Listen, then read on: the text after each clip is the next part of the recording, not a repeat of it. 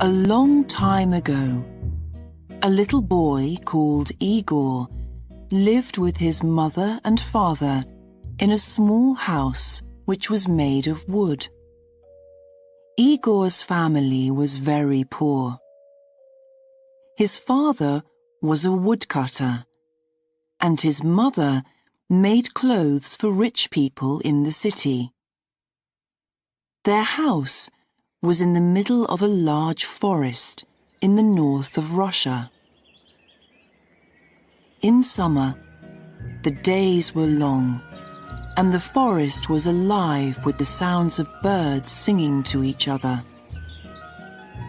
Igor's father taught him the names of the different birds, and the boy soon knew all their songs. But in winter, the days were very short, and there was deep snow everywhere. The forest became quiet because the birds left to spend the winter months in warmer countries. One winter, Igor became ill. His mother made special food and drink for him, but he only got worse. The doctor from the city came to see Igor and spent some time talking with the boy and looking at him. Then he spoke to Igor's mother and father. He's very ill, but I don't know what's wrong with him. This winter, many young children all over the country are becoming ill and dying, and nobody knows why. I'm sorry, but there's nothing that I can do to help. Give him lots of good things to eat and make sure that he gets lots of sleep. During the next few days, Igor got worse. He became iller and iller. He spent all day in bed and became bored with his toys. His father brought him little things from the forest to try to make him forget that he was ill, but he was not interested in anything. His face became white, and he didn't want to eat.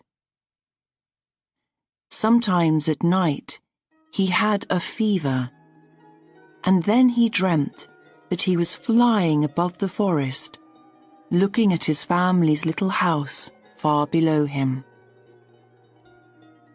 One morning, after a very bad night, Igor woke up and found his father looking at him. "Is there anything that you want?" said his father. "Yes, there is, Father," said Igor. "I miss the songs of the birds. Could you catch a bird and put it in a cage for me? If you put the cage above my bed, I can listen to the birds singing and remember the sounds of the forest." "Of course, little Igor," said his father, smiling. "I'll bring you your bird tomorrow." But he knew that, now it was winter, there were no birds in the forest. This was the only thing that his son wanted, and he could not give it to him.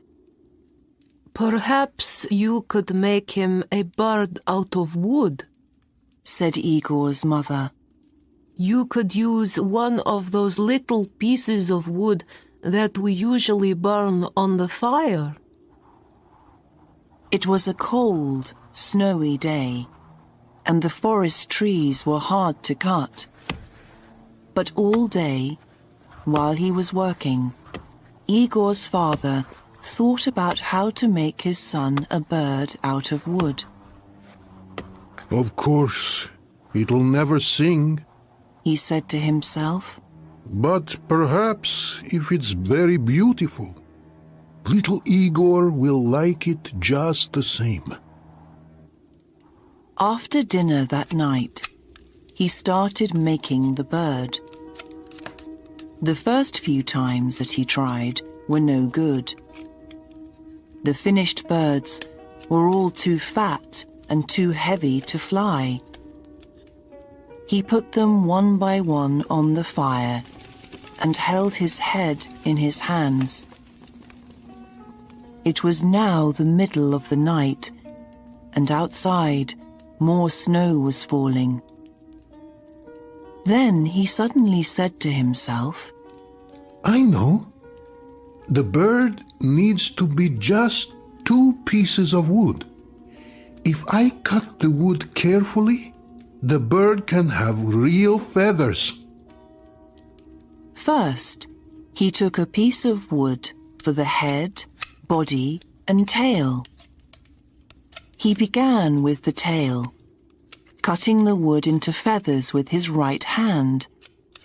Then, with his left hand, he smoothed out the feathers. When he was happy with the tail, he took some more wood for the wings. He cut them out carefully. It all took a long time, because sometimes the feathers broke and he had to start again. But in the end, he finished it. While the sun was beginning to come up, he showed the bird to his wife. It's beautiful, She said. but it's not ready yet. She took a needle and some thread and carefully sewed the ends of the tail feathers and wing feathers together. Soon the feathers were all together, just like on a real bird. Then she tied a long thread to the middle of the bird's back. This way they could hang it above Igor's bed. They looked at the bird together. Now that it's ready, Said the woodcutter. I'll take it in to little Igor's room. Igor was asleep. Very quietly, the father hung the bird above the boy's bed. He stood back and looked at it. The bird turned slowly on its thread. The woodcutter went happily to his bed to rest after his long night's work. Later that morning, he went back into Igor's room. The bird was turning slowly above Igor's head. His son was watching the bird carefully. There was a light in his eyes for the first time in many weeks. It's beautiful, Father. Said Igor. Thank you. But I've never seen a bird like it before in the forest. What's it called? That's a good question. I'll find out and tell you later. The next morning, when the woodcutter went into his son's room, he found the boy sitting up in bed, trying to touch the bird. The last time that Igor sat up in bed was many weeks ago. He thought. So, what's it called, Father? The boy asked. I'm still not sure. His father replied. That night, Igor's father went into his son's room and he quietly made the thread a little shorter.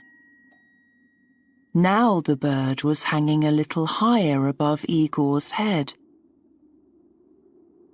3 days later, he found Igor kneeling on the bed, trying to touch the bird. His hand was very near it. Have you decided on the name of my bird, Father? Igor asked.